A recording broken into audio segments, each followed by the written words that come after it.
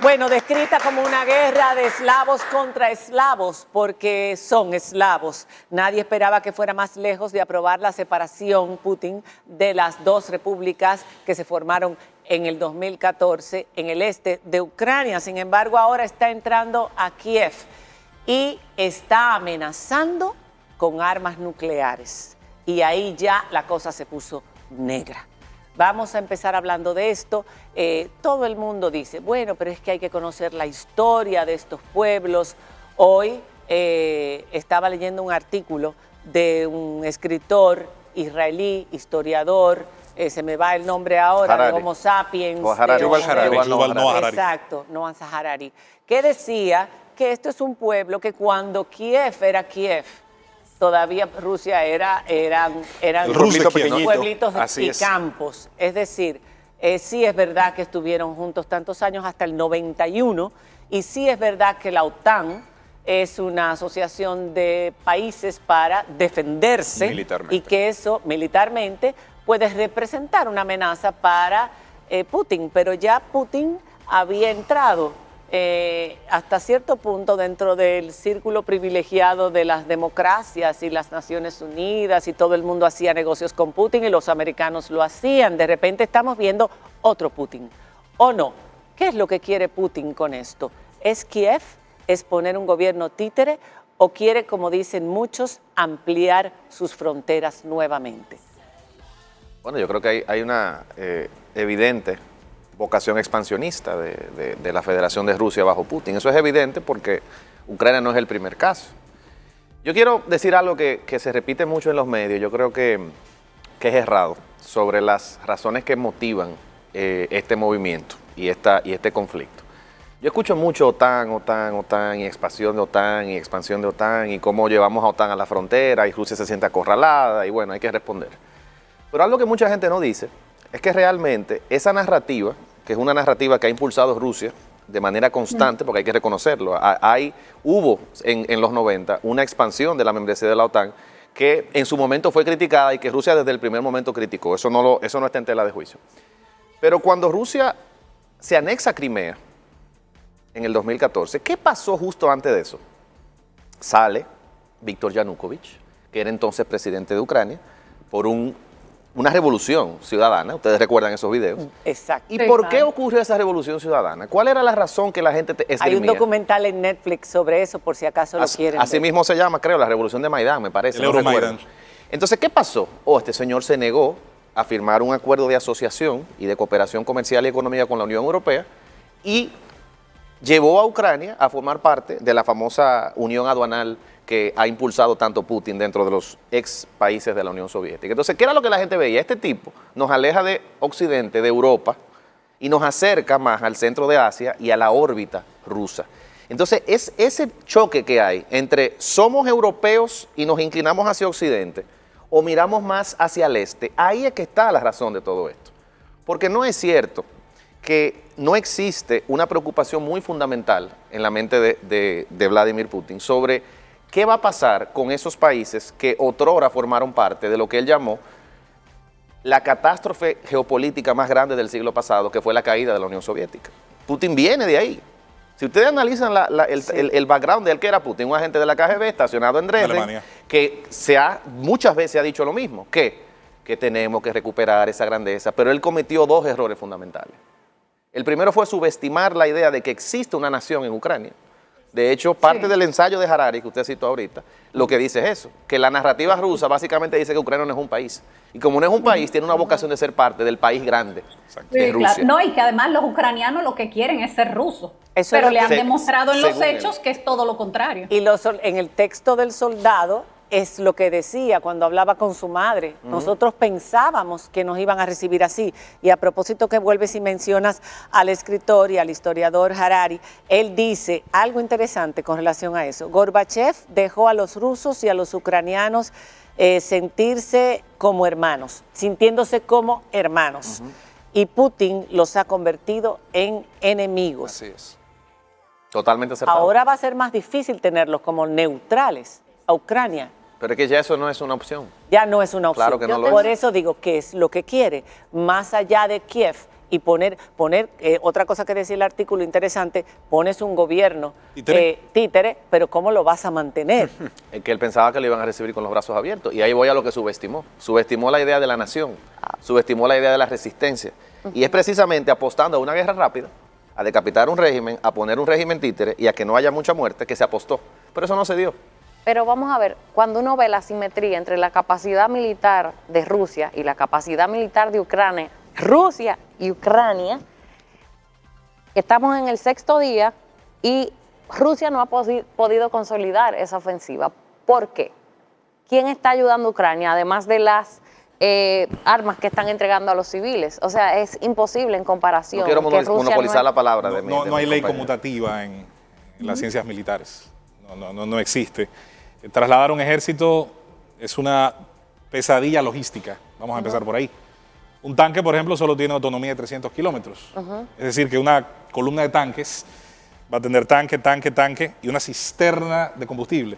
En términos de una guerra, uno de los blancos más apetecibles para cualquier artillería de mediano alcance es precisamente un depósito de combustible.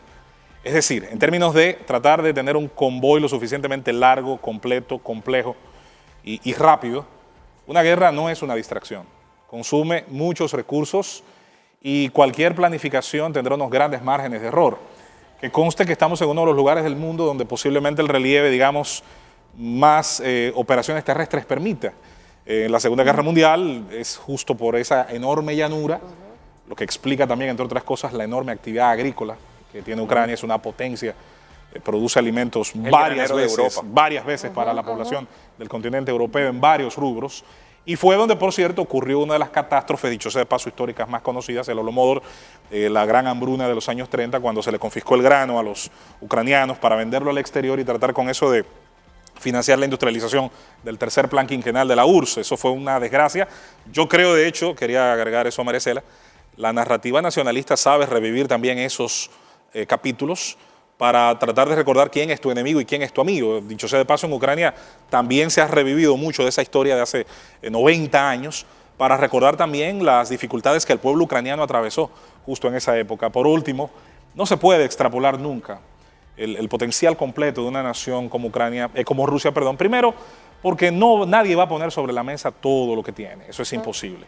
Y segundo, porque estamos hablando de un país de 17 millones de kilómetros cuadrados, el de mayor extensión territorial del planeta, donde los centros de poder, donde las bases militares y donde ciertas fronteras te implican esa tormenta logística de la que te hablo. No es posible trasladar, no es posible llevar todo lo que aparece en los números. Vas a llevar o lo mejor de tus divisiones o lo que consideren tus jerarcas militares necesitas mínimamente para poder dar ese ataque. Y por último, no todo lo que ha llegado a Ucrania en estos días ha sido trasladado. Ya habían tropas rusas en la frontera y de hecho las inteligencias occidentales... Más de 190.000 decía Biden la semana pasada que estaban en la frontera. Las agencias occidentales van más allá. Francia y Estados Unidos han dicho que incluso había, con uniformes sin escarapelas, sin insignias, personal militar ruso del otro lado de la frontera hace muchísimo tiempo. Pero tú has visto el convoy de 40 millas. Sí, de largo. es Ese convoy impresionante. lleva 2 días. Ese convoy, eso es lo que tú estás diciendo. Ya van 6 días y Putin no ha podido controlar el país como él pensaba que iba a hacerlo.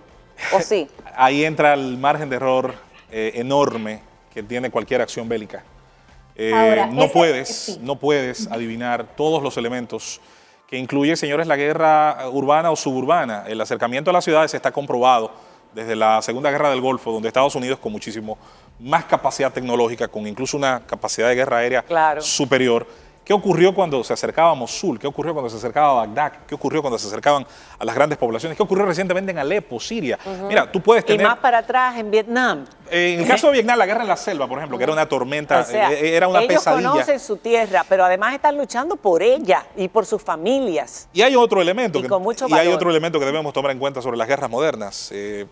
La guerra del mundo moderno nos toma en un momento donde hay que ganar la batalla en la trinchera, en el campo de batalla, pero hay que ganarla en la opinión pública.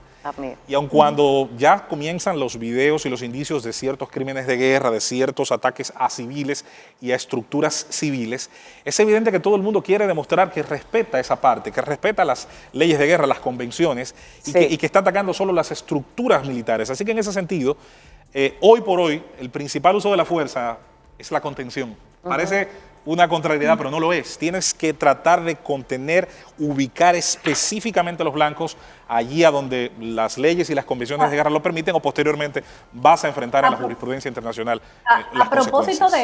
A propósito de eso, José Luis, es evidente que... Un abrazo. Gracias, un abrazo a todos. Es evidente que Zelensky, su figura se ha crecido en medio de todo este conflicto. Pero también es evidente que él esperaba un compromiso más grande de parte de Europa, de parte de los Estados Unidos, que no ha llegado. ¿Se puede esperar una mayor acción de parte de los países de Occidente, de la Unión Europea, a la que ha solicitado formar parte, y de los Estados Unidos? Ya está pasando. De hecho, si uno se fija, Alemania rompe una regla que había tenido por décadas, desde la Segunda Guerra Mundial, de no involucrarse militarmente, ni siquiera a través de la venta de armas o de permitir que armas con fuerte componente alemán entren a otros países. Y Alemania ya ha modificado esa regla y ha cedido armamento militar hacia Ucrania. Países normalmente tan neutrales como Suiza, ya están ayudando a Ucrania a través de armamento, a través de combustible. Claro, ya un involucramiento de efectivos militares en la guerra ya cambia la situación. Eso es otra historia. Ya eso es otra historia. Pero eso lo sabía Putin, que ellos no lo iban a hacer, que la OTAN no iba a entrar porque sabían lo que eso significaba. Y más un Putin, porque tenemos que recordar que Rusia es una potencia nuclear. Por cierto, Ucrania también fue una potencia nuclear y cedió sus armas a Rusia en un acuerdo entre Estados Unidos, Rusia y el Reino Unido para que los protegiera de Alemania. Como cambia la vida. Entonces, cedió gran parte de su armamento militar, de sus fuerzas nucleares, porque Ucrania en su momento fue una gran potencia militar, en el marco, claro, del Pacto de Varsovia. Exactamente. Pero ya hay una amenaza nuclear ya dicha a través de varios medios. El gobierno de Putin ha dejado caer sobre la mesa que esa es una posibilidad. Es una estrategia en los conflictos. Es una estrategia, es bluffing. Eso es lo que no se sabe. En los conflictos hay una estrategia que se llama en inglés deterrence. Necesito hacer una acción muy fuerte para prevenir al enemigo de que no me ataque. Y de hecho, eso se estudia en teoría de juegos. El enemigo serían las naciones de Europa o Estados Unidos. Básicamente la OTAN. Entonces ahora, lo que se debate en el marco internacional, Rusia primero dijo, estoy tomando acciones por la expansión de la OTAN. Ojo, la OTAN ya había dicho que no anteriormente a las solicitudes de adhesión. Luego dijo, voy a proteger los ciudadanos rusos en 2 provincias pro-Rusia. Exacto. Pero empieza atacando a otras provincias que no tienen nada que ver con esos territorios. Entonces Putin va modificando su narrativa y escalando el conflicto. Es todo por sorpresa. Claro, aunque hay evidencias de que el video ya lo había grabado meses antes, de que al parecer todo había sido planificado. Bueno, de hecho el viaje a China supuestamente también se le adjudica a parte de la estrategia. ¿Qué fue a buscar a China? China sigue callado.